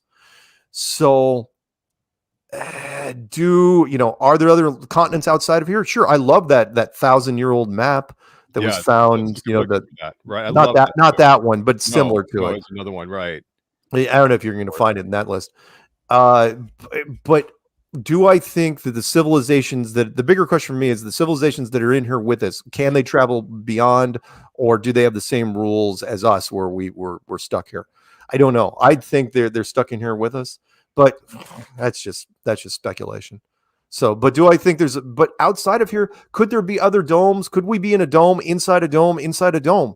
Sure. Why wouldn't we be? It'd be more interesting. There it is. Yeah, 1,000-year-old map. Yeah, I love that one because that shows the inner barrier, the outer marker, which would be thousands of miles thick, and then the continents. What I liked about it is the continents outside of that are pretty much the same size as the continents inside, which would be about right. It's like, why wouldn't the continents inside be about the right size? So yeah, why wouldn't you? And means there's tons of civilizations out there. And could there be another, don't markers outside of them? Hard to say. But I love that map. Yeah, I mean it's from a newspaper clipping from what year? I think 100 years ago. Yeah. Mark, you need to watch The Endless. Dome within a dome type of concept you talk about.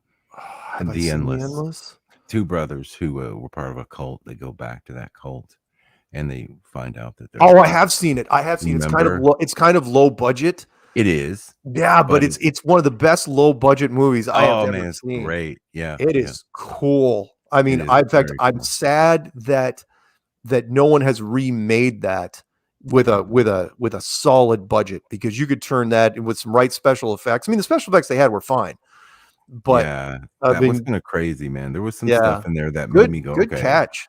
The Endless. The Endless. Yeah. Yeah, very good. I just wonder,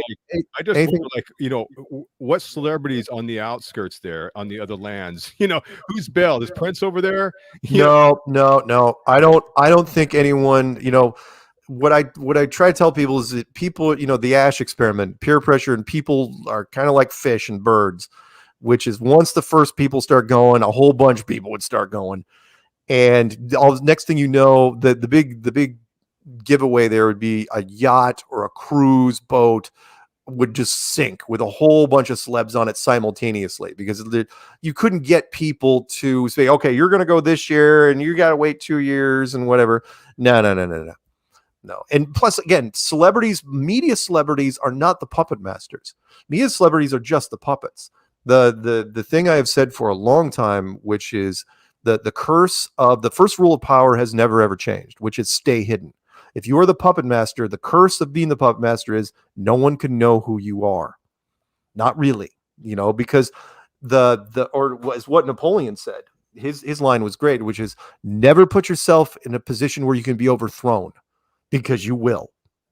They can't get you if they don't know who you are. If you're the puppet master but you're anonymous, who's there's no target on your back. So everybody else, they're just garden variety celebrities that can be controlled and need to be controlled for various reasons, which is also, by the way, not to end on a weird note, why I haven't seen any A-listers go down because of side effects. Not a single A-lister, not one. B and C listers all day long. A-listers, no. Why? Because you don't want them. They're too high profile, which is why. And every once in a while, someone will slip through the cracks and get ill, like Celine Dion. It's like, she's not going to be touring anymore. What does Mark think about the finding of Justin Bieber too? So. Justin Bieber. Yeah, he's twitching. Sure, he's twitching. Yeah. Right. It's almost identical to Celine, but he's not dead, and neither is Celine. None of them. I mean, you're not Denzel Washington. He's not going down. Oprah's not going down. Tommy here in the chat was asking, what does Mark think about them finding NASA Challenger wreckage on the bottom of the Bermuda Triangle? I mean, it's fine, but that's not the big issue. The big issue is why did we find? Remember, there's a video on my channel where one of our guys went out to one of those guys that's still alive. Went to his house while he was shoveling snow in his driveway and talked to him. Right. And the thing which I love, one of the things people forget, which is the giveaway, which is the thing about the guy when they were talking about him in his driveway, is if you're being accused of being the astronaut that died in the 86 Challenger disaster, right? The first thing anyone would and should do is you should throw out your alibi. It's like, no, In 1986, I was doing blah, blah, blah. He never said that. He never said anything about what he was doing in 1986. In fact, all he said was, yeah, people have said I look like him my entire life. It's like, what? Because this guy had a really unique look to him. And it's like, that's so odd that you would be. But hey, I'm going to give NASA some points there because they didn't know what the internet was going to turn into, back in 1986. Right. That was way, way ahead of, because you could put people in witness of relocation and they could be gone. Not anymore. You got to hide them very, very well, and probably in other countries. What do you think is let's say, if you can do the top three best evidences of the nature of this realm? And do you personally, even though you don't go out there and say it that much, do you believe that part of that could be the back end of it, the game theory, simulation theory? Do you include that? No, I don't. I don't, because I don't include the double slit experiment. I don't include memory, neuroscience, and free will, because people don't get it. They just don't. But I'm talking about you personally. Is this something like in your top, when you think about for you personally, and you're not out there saying whatever you're saying, whatever you're sharing, but when you think about me personally, for me personally, the double slit experiment, neuroscience versus free will. But I'll throw in one of the ones I use anyway, which is gravity versus the vacuum of space, which is by far again, people don't tend not to get it because it's physics, but and because people don't understand what a vacuum is, because a vacuum is transparent, and so is what we're looking in right now. It's 99.9. The human eye cannot detect the difference between a vacuum chamber and a chamber filled with air, with atmosphere. So, but that one is by far my favorite, because there's never been an answer for it, which is, if there's a vacuum chamber above you and you pull the pop, the cap on it, you pop the cap, what happens? The air equalizes instantly. That's how it works, right? It implodes. Yeah, I mean, it's really, really fast. It is not like the movies, but I get it. In the movies, you have to do stuff for the plot to keep things interesting, which is why I can't even watch the end of Aliens ever again, because Sigourney climbing up the ladder as space is behind her, and it's like, well, no, you're dead in like a fraction of a second. The girl's dead, the Marine's dead, the alien's dead, but you're all dead. The movie's over. Roll credits. And then going back to the physicality aspect of what the realm is, what the world is. Top three that it's more of a flat plane of existence. Oh, the top three, the long distance photography, gravity again versus the vacuum of space, and I'll throw in the moon temperature for the third one on that, because it's so easy to do, which is that the moon is generating a cold light that we can do now. We can generate, you can look on Amazon and look up cold laser light in health and beauty products, and you find it all day long. People don't understand that lasers can be cool. The question is, why is the moon generating a cold light? And the reason we can tell it's generating a cold light is because that is so Mandela, man. I know, right? My whole damn life I grew up, and it was never, I knew a lot about science, the stars, everything. I can't believe that until 2015, when that, came about, I did the test myself. It was insane. Yeah. The fact that the moon shadow is warmer than the moonlight just blows me away. And science has a really, really tough time with it, because most of them never even heard of such a thing. Yes. And it's just, I was told that when as a kid, that I was told by my parents that moonlight is cooler. It's cooler in the moonlight. I remember hearing that. I didn't know. Wasn't explained to me why, but even my dad talked about the possibility of the Earth being flat, and I remember, thinking about sea level and water being level. Curved water didn't make sense to me. The vacuum didn't make sense with no solid barrier, like our quote unquote atmosphere, upper atmosphere really couldn't feel off the vacuum of space. I have to ask Mark this question. I questioned like the movement of the Earth. That kind of stuff didn't add up with airplanes. Like I was questioning flat Earth, the globe model, and looking, thinking about the possibility of it being a flat Earth when I was probably like 7, 8 years old. Wow. It's not really, wasn't really a huge shock to me in 2015 or so when it started coming out, because I was like, well, it's just more proof of what I always thought. You know what I mean? But cool. I would like people to look into beyond just flat Earth and beyond Mandela effect, try to tie things together. All the Yeah, models. I think to these look are at, all you know what I'm pieces. saying? These are all pieces The of a bigger pieces puzzle. together. Yeah, these are all bigger. Yeah. These are pieces of a bigger puzzle. I do believe that and feel that. I want Mark to answer this one There's a question lot of because I flat saw Earth this theories. years Hold ago. up, hold up, Sorry to hold up. interrupt, but Scarab's got a question. Go for it, man. All right, so Mark, a few years ago, a huge hurricane hit Florida, right? And I saw something that just blew me away. We know that water comes to level. How in the hell did a hurricane come through Florida and at the coastline, there was literally like miles of water that was just removed from the beach. Like you could see like sunken boats and everything. Have you ever seen those images? And I'm thinking to myself, well, where did all the water go? You're telling me you took out all the water from the ocean, somehow got sucked out? Like how in the hell did you have? I understand tides, but Right. this was way more than a tide. This was more than a high tide, low tide thing. This was like miles, dude, of just like of land that was exposed now. How do you? I do not know. I have not. Okay. All right. Not given that one a lot of thought. Sorry. Okay. Hey, and since Scarab and Dan are Mandela, like you say, I guess, affect people, reality shift people. What is your position on reality shifts, and what are like some of your top ones if you do see it? What are the ones that kind of trip you out? Like Mandela effect? Yeah.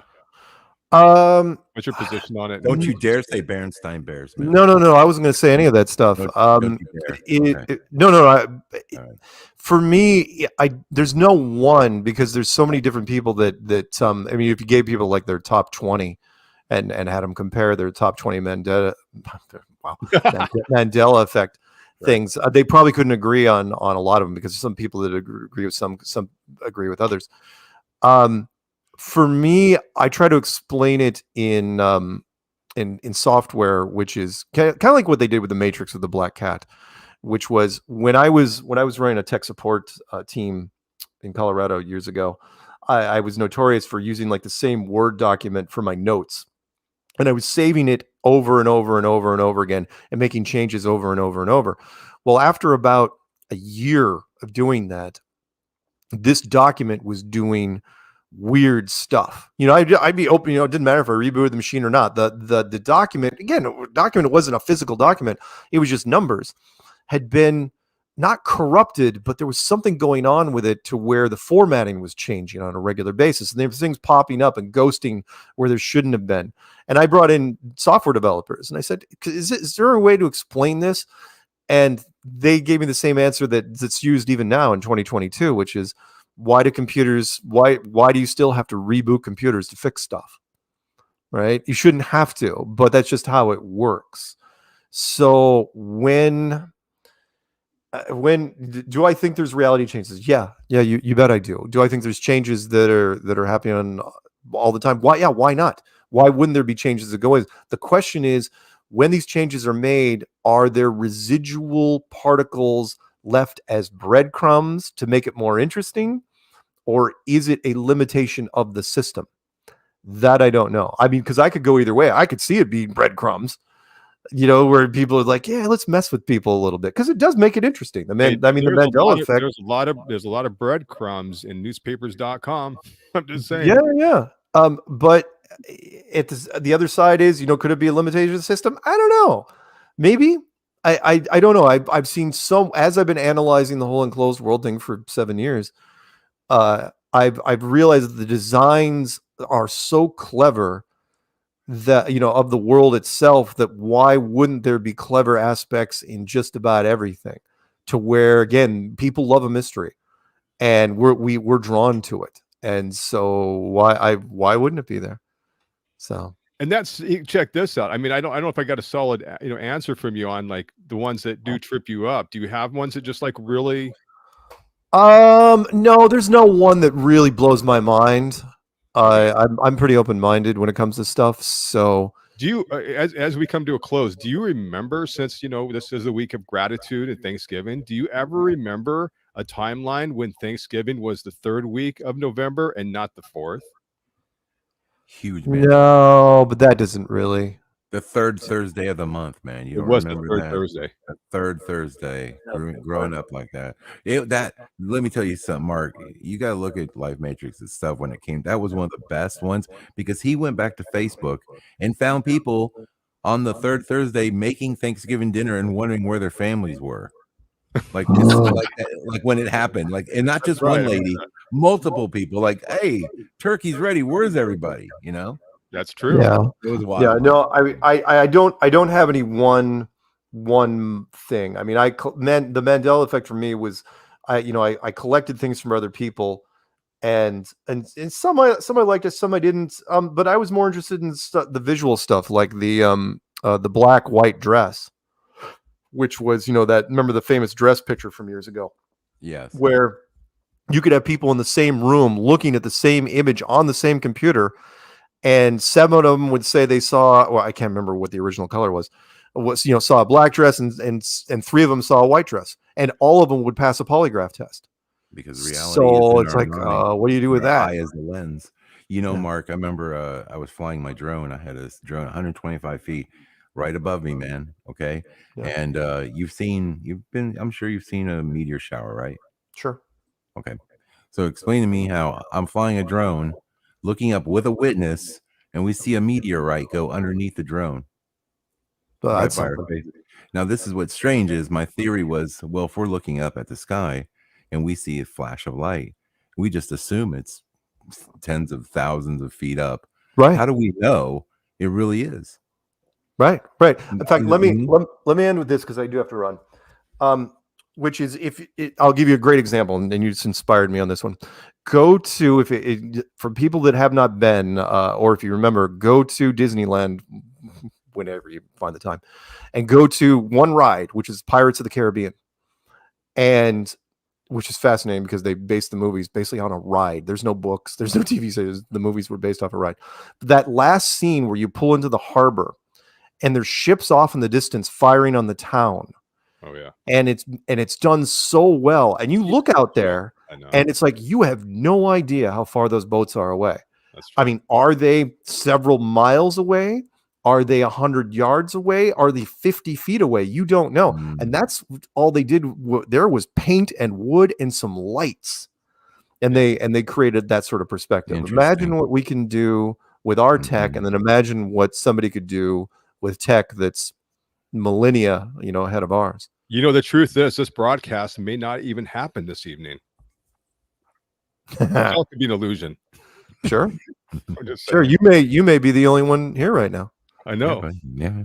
I may just be an NPC interacting with you. Mark, really appreciate you spending time with us this evening. It's been really fun. Yeah, happy to do it. Happy to do it. Great hanging out with you, man. Thanks, guys. Yes, sir. Thanks, Mark. Thanks. Bye, Mark. Bye. Hey, stay on for a minute, Dan. Oh, am I staying or am I leaving? I'm leaving. You're out of here. I'm leaving. Bye, guys. See ya. Bye, Mark. Oh man, that was good. That was good. Was it coming on, brother? Hey, no problem, man. I hope I added enough color to it. No, you did, man. It was vibrant, like the NBC Peacock. like your logo, man. Yeah, pretty colorful, man, like the logo. Yeah. And thank you everybody for joining us for this one, and thank you, Stephen, for calling in as well. And got anything else in the close, Dan or Stephen? No, brother. I you caught me off guard over here. So go ahead, Stephen. You close this out, Stephen. It's up to you, buddy. Sorry, no pressure.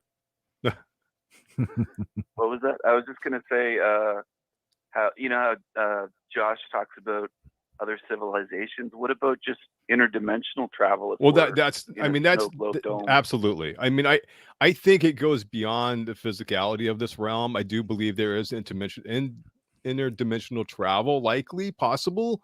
And we're probably multi-dimensional beings going in and out of different realities, perhaps all the time, something like that. Yeah, on that level, I think it's frequencies, man. I think it's all frequency. You can tune it. It's just like a radio. Like you 100%. listen to a radio, you can be on one frequency, and the next one is a totally different station with different people. It's very similar to that. Yes, reality is to me. Yeah. All right, boys. Thank you so much, man. That's been a good one. And All right, yeah, brother. and Thanks, man. and have a great holiday, a gratitude day tomorrow. And by the way, I might be back on it on tomorrow to do a Friendsgiving. Somebody mentioned that they want to do a Friendsgiving, so we'll see if that lines up. All right, man. Awesome. Happy Turkey Day. Gobble gobble, baby.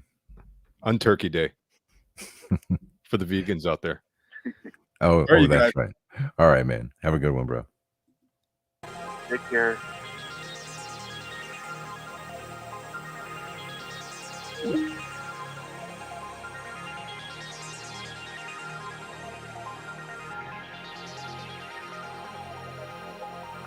Thanks, everyone.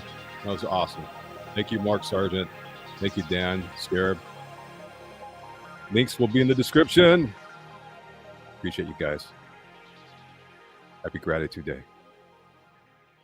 If it's the 3rd or 4th week for you. Well, right now we're on the 4th week. It was the 3rd week. All my childhood, I remember it was the 3rd week. Blessings, everybody.